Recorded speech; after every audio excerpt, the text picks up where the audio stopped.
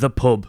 Now, I probably spend too much of my time in pubs drinking, and it's also been said that I spend too much of my time looking at and exploring abandoned pubs, but there is just something about them. So when I found this absolutely massive abandoned pub that was on sale for pretty cheap, I knew I had to go get a viewing. And guess what we found along the way? More abandoned pubs. Right, so here we are, outside the pub. Now, normally, when I'm looking around these abandoned pubs, I've got to sneak in through a window or something like that. But no, this one is up for sale and they're doing viewings. So we're going to be able to go in and get actually shown round inside without me having to climb through some open doorway in a bit of a sketchy way. So this is going to be really, really interesting. Look at that. Tell you what though, I need to get my iconic wandering turnip colours off in case by some small chance, which has happened before, they've seen my YouTube channel. So yeah, I'll just get the jacket off and we'll just go back to regular person looking around a pub. Literally everywhere you look in this town, there's a chimney. Maybe that's why I like Bradford so much. It's ace, look at that. But that's not what we've come here to see. This is what we're here for. Look at this pub, abandoned pub that's for sale. So we're going to be able to go in and have a look round. But look at this, the Wood End. Look at this sign, food on sale from 11 AM. Old school that, isn't it? We need to get a really big sign saying food is available. Don't worry about that, just write it. Just write it on the wall, it does the same thing. Let's have a little mosey round the other side of it, see what we come across. Let's have a look, see what it says on these boards. Carling, $2.50. Your breakfast, burgers, paninis, meals.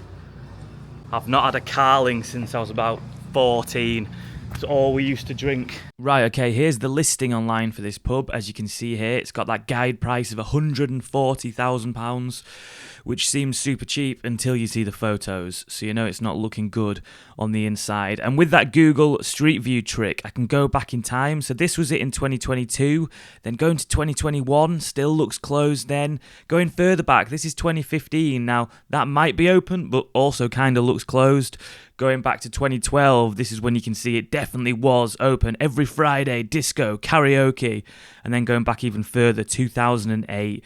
And the crazy thing is, look, you can see there, all that land free. You just skip forward a few years and them houses are built. You'd think people being nearer to the pub would keep it alive, but no, as they came, the pub died. Probably sat at home drinking cheap tinnies, and you can't blame anyone for doing that.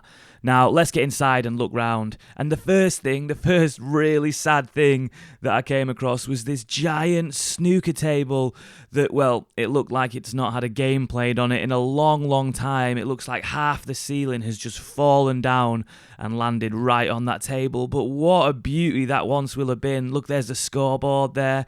The windows here boarded up.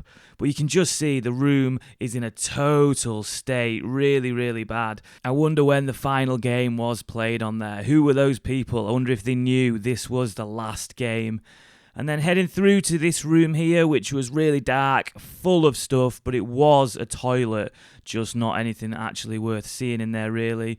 Coming through here, I found this till system on the floor with just a trail of till paper just spreading all the way out through the pub as well. And this is the first little bar we're going to see. And it's not actually a little bar, it's a giant bar that stretched from that smaller room into the main bar area. This huge room here, I'll give you more of a tour of this bit in a second. But let's just look behind the bar. Totally trashed. The ceiling's entirely come down. All the cabinets have been ripped out. And then through here to the kitchen. The food room where all that food that was advertised outside the pub will have once been made. I got my torch on and you could just really see how much of a state it was in here. Still some fairy liquid though under there. Some of the stuff does remain of what will have once been used in the pub. Now just filthy, totally ruined, stuff everywhere. I wonder how many meals have gone through that oven, how many people it fed, families it fed back when this pub was alive. Just a quick message from the sponsor of this video, Surfshark.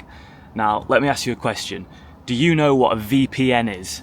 And you can answer honestly because until Surfshark got in touch with me and said, do you want to try out our product? I had no idea what one was. I'd heard of it, I'd heard people using them, but I didn't actually know what it did. Now, I'll be the first to admit that I'm not the greatest with technology.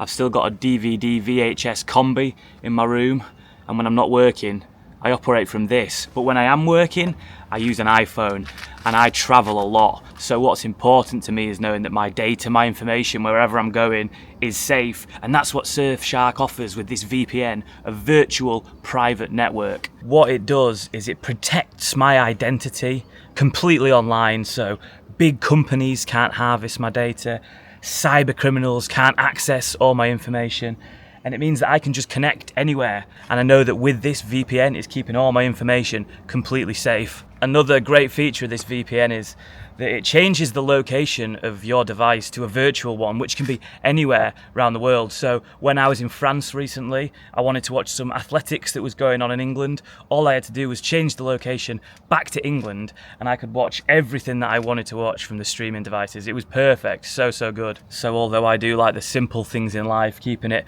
old school, all my work happens on a smartphone on the go in public. So it's so important for me to keep my data safe, and Surfshark has done absolutely that. I've loved it.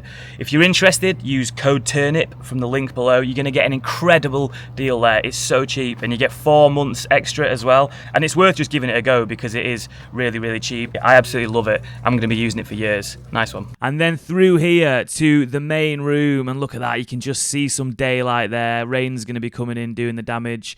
Think this place might need a rewire.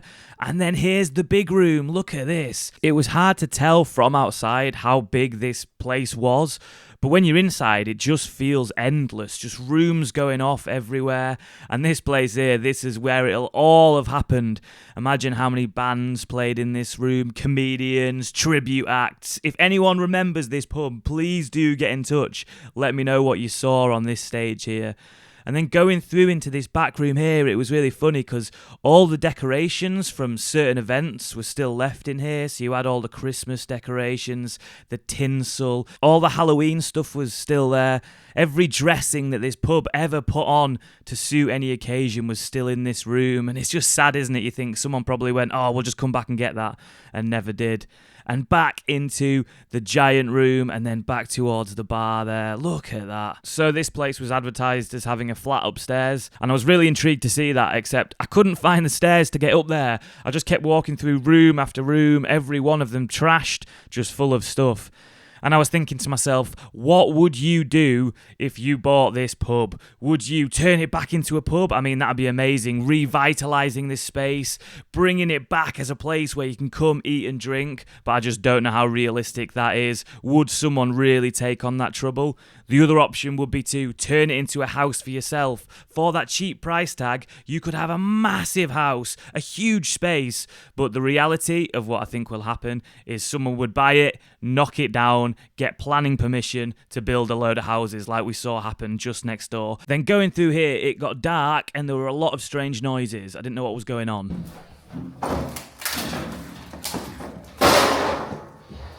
So I was pretty sure I was about to fall through the stairs, and then I came across this. A little obstacle to get over, but I thought that's fine. Just one fridge is not too much trouble for the wandering turnip. So I got past that, headed up the stairs, and look, there's another fridge. Just one more thing for me to get over. So once you're up here and you pass those obstacles, you are in the flat upstairs, which is sold with the building. And it is a giant space. You can imagine this is where the landlord or the landlady will have lived. Probably without that hole in the ceiling there, but they're a usual feature on this channel, so I was sure we'd come across one up here. But every room up here was really big, and there were loads of them. Sure, they were in an absolutely terrible state, but it just went on and on with room after room. So when you do factor in all the space that comes with this pub, the price tag does become slightly appealing. I mean, you would really have to know what you're doing with renovating, with doing stuff up, taking a project on. But I'm sure there are people out there that would absolutely love this. I'm sure there's also a load of people out there that would absolutely love to just knock it down and put up 8 new builds, which I think would be a shame. Be much better to preserve some history of the pub and turn it into something else. And then I made my way down into the deep, murky depths of the pub's cellar. This is where everything will have been kept, the beer, and I was hoping to come across some sort of memory of that, and I found it. Look at all these old beer kegs. I was thinking, oh, I wonder if any of them are actually still full, and it took me back to my years and years of working in pubs, and I just remember being down in damp cellars like this, restocking for hours, doing stock counts. Oh God, that job was boring. But look at this, you can still see here a little beer left in the pumps. I wonder if that's that Carling that was advertised outside. And over there as well, look at that, look how many pint glasses there still are there. It's just amazing, it's so interesting to see this stuff down here. So I found this article online from the end of last year that said that planning permission had been refused to convert this place into flats. Now that was from the end of last year, but I followed this pub to auction. I followed it and it sold for £240,000. Now let me know, was someone getting a bargain there? And look at this, I've just found another abandoned pub. And look at the giant car park, the giant empty car park that I'm in. I mean, you'd think this would be super valuable. What was it called? Oh, the Hare and Hounds. Look at this.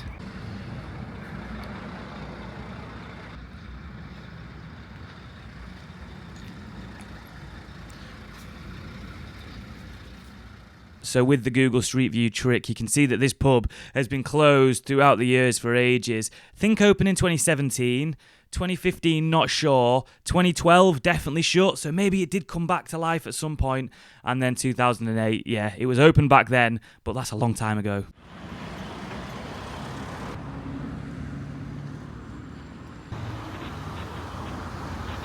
One of my favourite pubs, serving food all day. It's really good here, you just got to get here at the right time. Let's have a little walk around the back, see if we can spot anything else.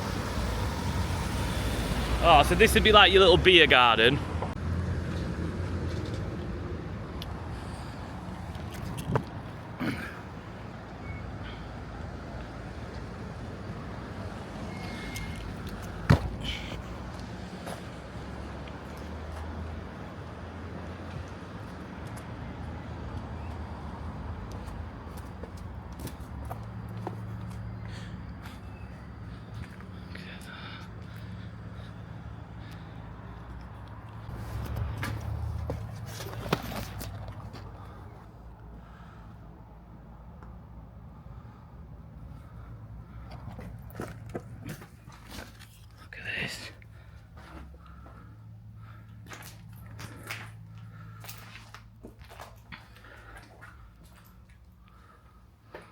Oh, there's the bar, look at that.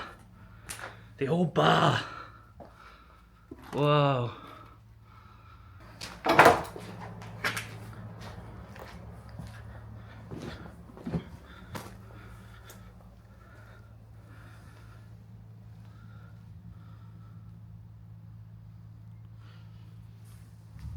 There's your toilets.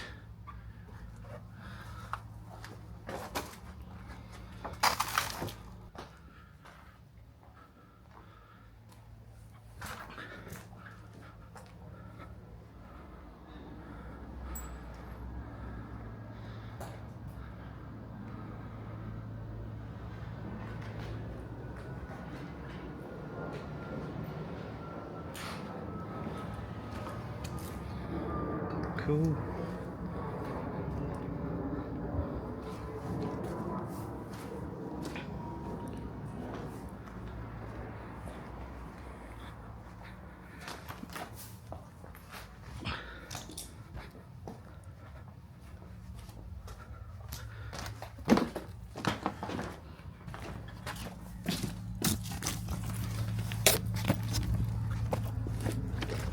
And here's your beer garden.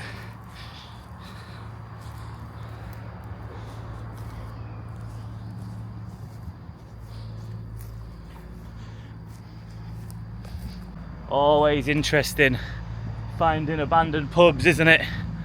This is what happens when you can't save them. They end up like that. That one's clearly had a fire. Wow, that was well interesting. The second pub of the day that we've been able to get inside and have a look round. How funny. One for sale, abandoned though, and then another one just that you can get in, you can climb through the window. Mad. Cheers. So I'd actually already filmed an ending for this video, but in the edit I realised I'd spent so much time in abandoned pubs. I needed to get to a proper one to enjoy a real pint. Where's Ted gone? Where's Ted? Enjoy a real pint. So I come to the Fox and Goose, my favourite pub. But also, so I've filmed another video recently where I explored the mill chimneys of Bradford. And I'd actually already done this pub video, but I was just leaving it to edit. And I'm glad I did, because I realised in that pub that I just went in at the end there, the abandoned one, there was a picture on the floor and it said Bridgella Mills. And I realised in my recent mill chimney video in Bradford, I'd gone there and I'd filmed from above. So it was interesting to see that connection of the two. That picture of Bridgella Mills from I don't know when, and then me with my drone flying around it. So that was cool to see the little connection. I also bumped into someone the other day in Bradford who said that they'd spoken potentially, they weren't exactly sure if it was true or not, but they'd spoken to someone who said they'd just got hold of that first pub. They were the ones that bought it for £240,000, and apparently they were keen to turn it back into a pub, which would be amazing. I mean, that would be the best thing to happen to that place. I'd absolutely love that. If the Wood End pub got revitalised and we could go revisit it and have a pint there, that would be absolutely amazing. Now I know just how hard it is to bring a pub back from the dead. I did a video recently where it was a success story down in Norfolk where these people had got together and bought back the pub, but it takes a real strong team to do that, and they turned it into a community owned pub like the Fox and Goose, which I'm in. But that's the hardest way to do it, but it's also the best, because then you've got an independent place that isn't owned by a brewery, that it's all your stuff. It is a true free house there. And it leads me on to my other point about just supporting independent places like this, like the Fox and Goose, like the White Horse down in Norfolk that I went to, where it's just a true pub, a real place of community spirit. And I love the Fox and Goose because you come here and you always end up talking to someone. It's absolutely class. So in opposition to the independents, the cooperatively owned pubs, you've got companies like Stonegate that exist who own so many different venues all across towns and cities. And I've actually worked for them before. They were not nice to work for at all. The actual team that was there was great, but yeah, the overhead's really not nice. But they even said this to us when we were there. They were like, the business model is they own so many different venues all across towns and cities. So they own proper pubs, they own Slug and Lettuce, Be at One, Walkabout, that Australian themed bar, Pop World, and just so many more. So you could go to a city and think you were drinking or eating at 6 different independent venues, and you've actually just given all your money to Stonegate, which is crazy. So that's why it's so much more important to support your independence, your proper independence, like the Fox and Goose. I remember when I was working at the Stonegate venue, and I was on minimum wage. I think I was 29, hated it. But I remember I wanted a pay rise because I was just like, I hate working for minimum wage. And I went to this girl who'd recently got a promotion. She literally did everything. She'd started at the same level as us, but then she got bumped up. She was doing everything. She was so good. I went to her and said, how much do you get when you ask for a pay rise? And did they allow it? And she went, yeah, I got a pay rise. I was like, how much did you get? She went, 5p an hour extra. I mean, that's just shocking, isn't it? Think how many hours you'd have to put in to make a 5p pay rise worthwhile. That's just shocking. But yeah, there we go. Nice way to end this video. In a pub, not an abandoned pub, with a real pint. And I would absolutely love it if those rumours are true, if the Wood End pub in Bradford is going to get turned back into a real pub, because I will definitely come along and be there if you open. Cheers. There you go. Where you gone, Ted? Where are you? Ted? Oh, you're there. Hey. Come say yeah. I thought I lost Ted then, but no, he's here.